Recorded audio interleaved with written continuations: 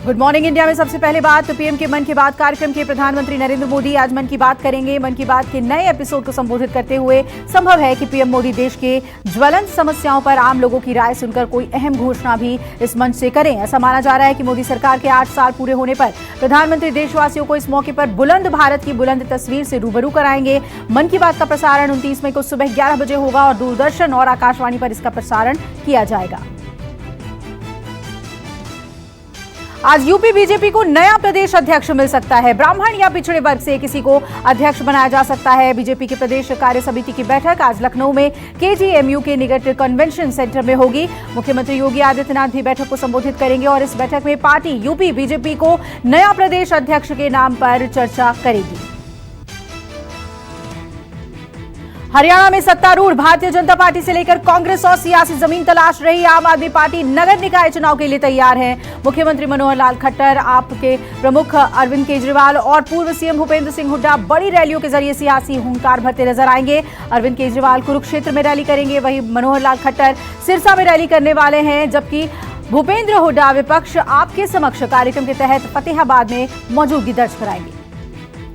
देवबंद में जमीयत उलेमा सम्मेलन का आज दूसरा दिन है। शनिवार को पहले दिन कई मुद्दों पर चर्चा हुई। सम्मेलन में 3 प्रमुख प्रस्ताव पास किए गए। अपने भाषण में जमीयत के नेता मौलाना महमूद मदनी ने मौजूदा हालातों के बारे में जिक्र करते हुए इशारों में सरकार को मंदिर मस्जिद विवाद के बाद पैदा हुए हालातों के लिए जिम्मेदार ठहराया। मदनी ने कहा कि मुसलमानों के लिए आज राह चलना मुश्किल कर दिया है।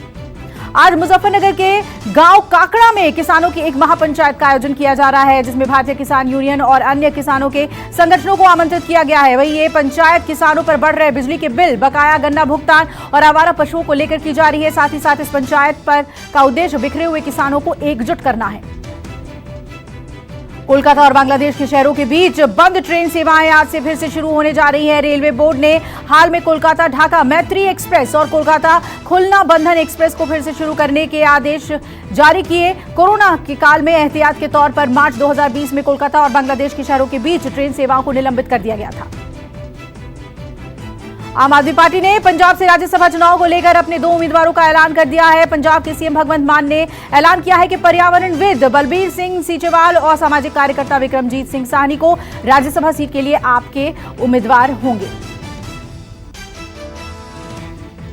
पंजाब की सत्ता पर काबिज होने के बाद मान ताबड़तोड़ एक्शन ले रहे हैं। भगवंत मान सरकार ने 424 वीआईपी लोगों की सुरक्षा वापस ले ली है। जिनकी सुरक्षा वापस ली गई है उनमें कई सेवानिवृत्त अधिकारी और पूर्व विधायक भी शामिल हैं। इन खास लोगों की सिक्योरिटी वापस लेने से पहले पंजाब सरकार ने एक रिव्यू बैठक ली, जिसमें इस पर विचार विमर्श किया गया कि क्या 424 लोगों को सुरक्षा की जरूरत है।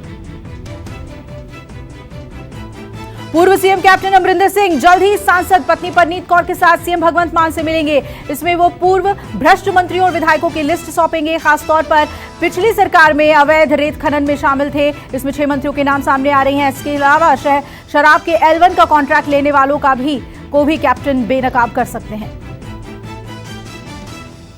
पंजाब के खनन मंत्री हरजोत बैंस ने दावा किया है कि पंजाब में अवैध माइनिंग खत्म हो गई है। इसकी वजह से लीगल माइनिंग में भारी इजाफा हुआ है और इस बार सिर्फ मई महीने में ही 1 लाख मीट्रिक टन से ज्यादा रेत बजरी निकाला जा चुका है। खनन मंत्री हरजोत बैंस ने कहा कि पंजाब से अवैध माइनिंग खत्म हो गई है। लखनऊ से यूपी के सीएम योगी आदित्यनाथ ने कांग्रेस पर निशाना साधा। योगी ने कहा विभाजन के लिए कांग्रेस जिम्मेदार है। उन्होंने ये भी कहा कि कांग्रेस ने वीर सावरकर की बात नहीं मानी थी। अगर बात मानी होती तो विभाजन नहीं होता। सीएम योगी ने कहा कि वीर सावरकर की प्रतिभा को छुपाया गया। महाराष्ट्र में ओमिक्रॉन के नए वेरिएंट ने दस्तक दे दी है। पुणे में BA.4 वेरिएंट के 4 मरीज जबकि BA.5 वेरिएंट के 3 मरीज सामने आ चुके हैं। पुणे के बीजे मेडिकल कॉलेज में किए गए जेनेटिक सीक्वेंसिंग सर्वे की ताजा रिपोर्ट में इन मरीजों की पुष्टि हुई है। भारत विज्ञान शिक्षा और अनुसंधान संस्थान द्वारा आयोजित एक आनुवांशिक परीक्षण में कोरोना के इस नए संस्करण की पहचान की गई है। रजा एकेडमी ने मुंबई पुलिस कमिश्नर को बीजेपी प्रवक्ता नुपुर शर्मा के खिलाफ लिखित शिकायत देकर FIR दर्ज करने की मांग की है। नुपुर शर्मा पर टीवी डिबेट के धार्मिक भावनाओं को भड़काने का आरोप लगा है। रजा एकेडमी का आरोप है कि नुपुर शर्मा ने पैगंबर मोहम्मद के खिलाफ आपत्तिजनक टिप्पणी की। एमएनएस चीफ राज ठाकरे ने पार्टी कार्यकर्ताओं को संदेश दिया कि अयोध्या दौरा स्थगित होने का मतलब ये नहीं है कि वो अयोध्या नहीं जाएंगे। उन्होंने कहा कि धनुष बाण चलाने के लिए कभी कभी डेरी को भी पीछे खींचना पड़ता है। राज ठाकरे ने पार्टी प्रवक्ताओं और नेताओं को भी खास हिदायत दी है।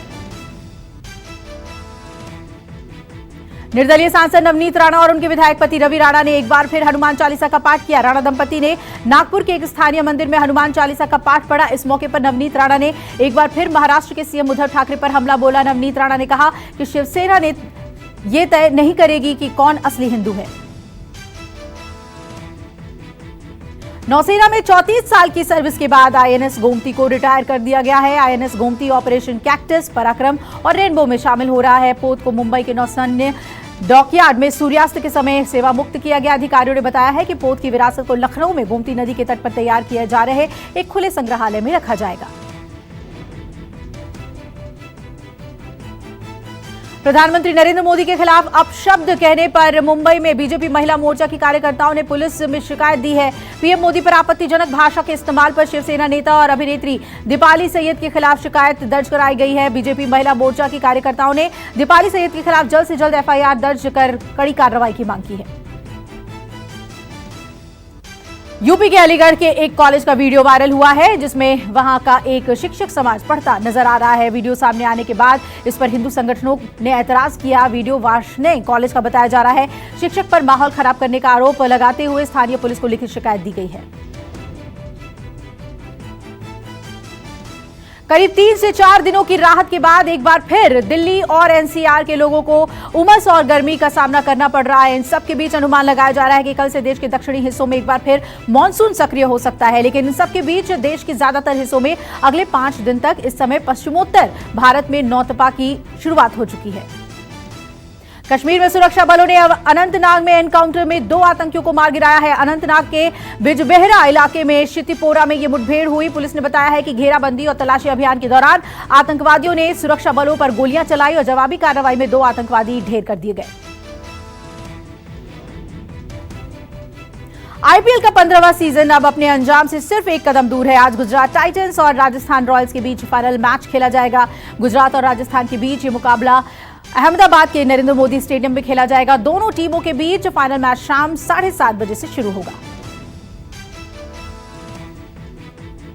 भारतीय सेना और जम्मू कश्मीर पुलिस को बड़ी कामयाबी मिली है। सेना और पुलिस ने अपने जॉइंट ऑपरेशन में भारी मात्रा में नशीला पदार्थ बरामद किया है। पुंछ में एलओसी के पास से 44 किलो नशीला पदार्थ जब्त किया गया। बरामद हुए नशीले पदार्थ की कीमत 200 करोड़ की बताई जा रही है।